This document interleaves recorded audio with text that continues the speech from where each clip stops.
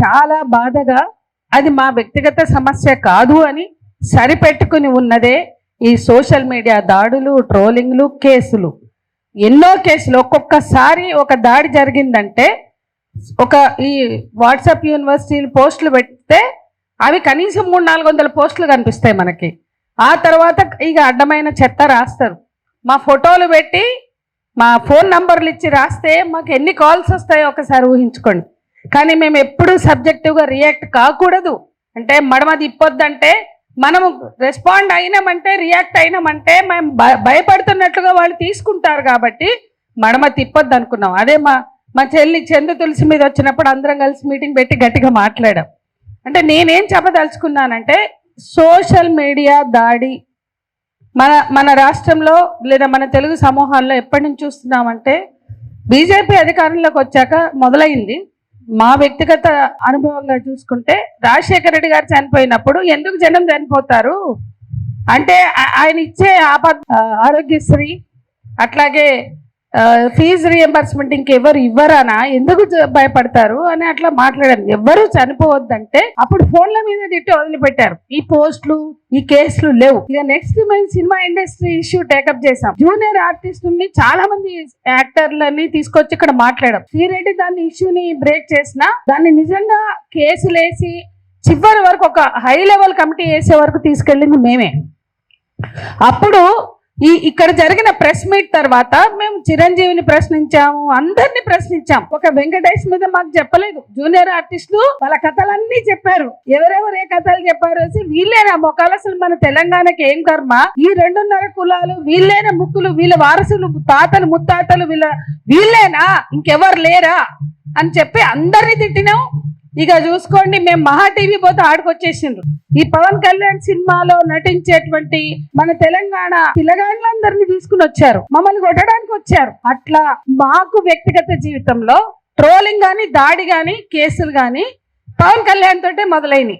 ఇక అప్పటి నుంచి ఇక బీజేపీ ఇక చెప్పొద్దు, వాళ్ళ గురించి ఎంత తక్కువ మాట్లాడితే అంత మంచిది. సరే, ఈసారి టర్ను నేనైపోయినా, చందు తులసి అయిపోయింది, సూర్యపల్లి సుజాత అయింది, దేవ్ అయింది.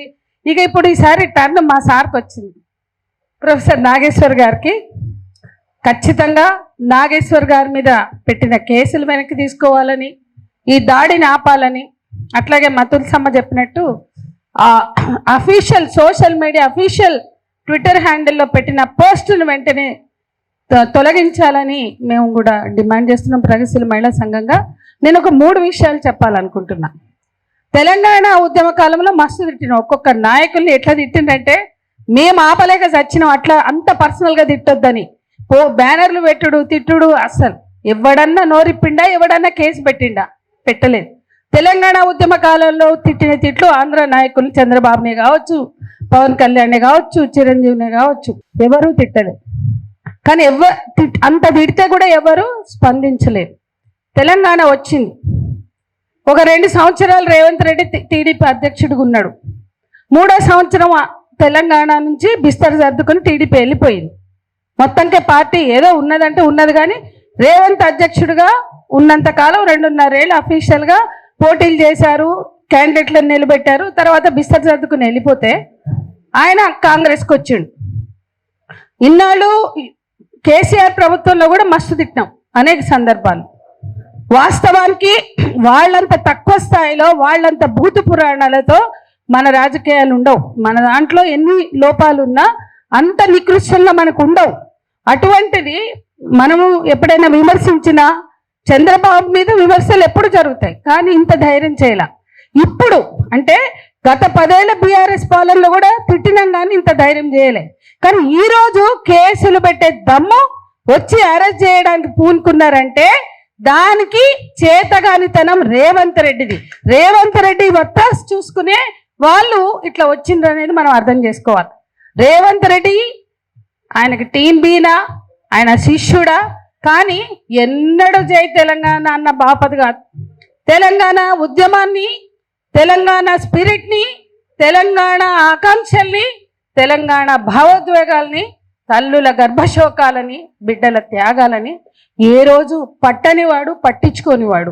అసలు ఆయన ఇవాళ తెలంగాణకి ముఖ్యమంత్రి అయితే ఎవరికి దమ్మొస్తుంది? ఎట్లా దమ్ము వస్తుంది, ఎట్లా అవకాశం వస్తుంది అంటే గిట్లనే.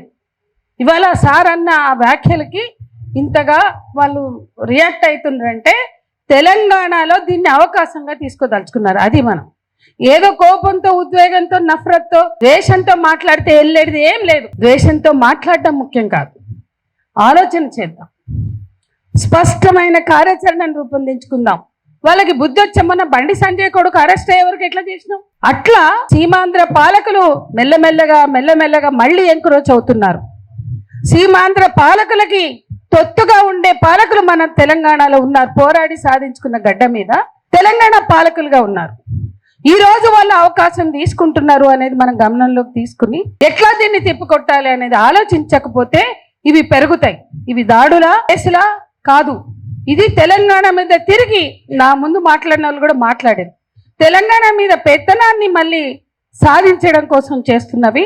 ఈ అడుగులు పడకుండా ముందుకు రాకుండా ఎదుర్కోవాలంటే సార్ మీద కేసు ఎత్తేసేంత వరకు కూడా ఈ ఐక్య పోరాటాన్ని కొనసాగించాలనేది నేను ఒకటి చెప్పదలుచుకున్నా. మీడియా చంద్రబాబుకైనా రేవంత్ రెడ్డి కన్నా అనుకోండి, రేవంత్ అనుకూల మీడియా, చంద్రబాబు పవన్ కళ్యాణ్ అనుకూల మీడియా అనుకోండి, లేదా బీజేపీ అనుకూల మీడియా. కానీ ఇవాళ మన తెలంగాణ గడ్డ మీద ఇంకా ఉన్నారు మీడియా. కాబట్టి ఈ మీడియా మధ్య కూడా నేను లాస్ట్ టైం కూడా చెప్పిన, ఈ మీడియా మధ్య ఐక్యత కావాలి. ఏదో మూడో కన్ను అంటారు కదా, థర్డ్ ఐ, అట్లాగే ఒక మూడో ఫ్రంట్ ఇవాళ మీడియాలో కూడా కావాలంటే ఒక ఐక్యత, అది మస్ట్ అని కూడా నేను చెప్తున్నా. ఎందుకంటే వాస్తవాలను చెప్పే దమ్మున్న ఛానళ్ళు మనకున్నాయి. చిన్నవే కావచ్చు, చితకవే కావచ్చు, యూట్యూబ్లే కావచ్చు. కానీ వీళ్ళందరి ఐక్యతను కూడా ఎట్లా చేయాలి, పృథ్వీ మిగతా వాళ్ళు ఆలోచించాలి. సార్ జర్నలిజం డిపార్ట్మెంట్ నుంచి వచ్చారు. ఇది ఇవాళ ఒక రవీష్ కుమారో, ఒక సిద్ధార్థ వరదరాజనో, ఇటువంటి ఎందరో నిలబడ్డారు. ఇప్పటికీ కూడా ఎన్ని ఆంక్షలు వేసినా, ఎన్ని కేసులు పెట్టినా. ప్రొఫెసర్ పద్మజ షా గారు కూడా జర్నలిజం డిపార్ట్మెంట్ నుంచి వచ్చారు. ఇవాళ ఎంపతితో సంఘీభావంగా వచ్చారు. ఇటువంటి పెద్దలు ఉన్నారు. ఈ రోజు కూడా ఎక్కడ రాజీ పడకుండా పోరాడుతున్నటువంటి వాళ్ళు, ఉద్యమాలతో ఉన్నవాళ్ళు, ప్రజలతో ఉన్నవాళ్ళు, ప్రజల సమస్యల్ని కోసం గొంతు విప్పే ఇటువంటి ప్రొఫెసర్స్ మనకున్నారు. మనం కొంచెం వినూత్నంగా ఆలోచించి ఈ మీడియాలో ఉన్న ఈ ప్రొఫెసర్స్ని, ఇంకా మీడియాలో ఎడిటర్లుగా, సబ్ ఎడిటర్లుగా ఎవరైనా మనకు అనుకూలంగా ఉంటే వాళ్ళని, ప్లస్ జర్నలిస్టులని, నిజంగా ప్రజల కోసం గొంతిప్పే ఛానళ్ళని కలిపి ఒక ఐక్యత ఫ్రంట్ని ఏర్పాటు చేస్తే మరింత బలంగా ఉంటుంది అనేది నేను ఒక సూచన చేస్తున్నాను. ఇక మొత్తంగా చూస్తే ఈరోజు రాజకీయాలు గొంతు విప్పితే జర్నలిస్టులా, యాక్టివిస్టులా, లేకపోతే మరెవరా చూడట్లేదు. ఇప్పుడు మా మీద ఎప్పుడో పెట్టేసిండ్రు, కేసీఆర్ టైంలోనే ఊపా పెట్టిండ్రు. ఇప్పుడు ఎప్పుడు చూసినా నోటీసులు వస్తూనే ఉన్నాయి. మా పాస్పోర్ట్లు ఇస్తలేరు. ఒక 2017 నుంచి మేమంతా నిర్బంధంలో ఉన్నాం. ఇప్పటికే కొనసాగుతుంది, అనేక రకాలుగా కొనసాగుతుంది. ఆర్థిక దిగ్బంధనాలు పెడుతున్నారు. మేము బయటకు ఎందుకు మాట్లాడట్లేదంటే పోరాడే వాళ్ళ ధైర్యం చెక్కు చెదరొద్దని, పోరాడే వాళ్ళని నీరు గార్చొద్దు, వాళ్ళ కాన్ఫిడెన్స్ దెబ్బతినొద్దని మేము మాట్లాడట్లేదు. ఎట్లా ఆర్థిక దిగ్బంధనం ఉందో నా దగ్గర ఆధారాలు ఉన్నాయి. అంటే మా జీవితాలను అన్ని వైపుల నుంచి కమ్ముకుని వస్తున్నారు. అయినా కూడా రాజీ పడదలుచుకోలేదు. రాజీ పడకుండా ఇక్కడ ఎంతో మందిని పనిచేస్తున్నాం ఈ తెలంగాణ గడ్డ మీద.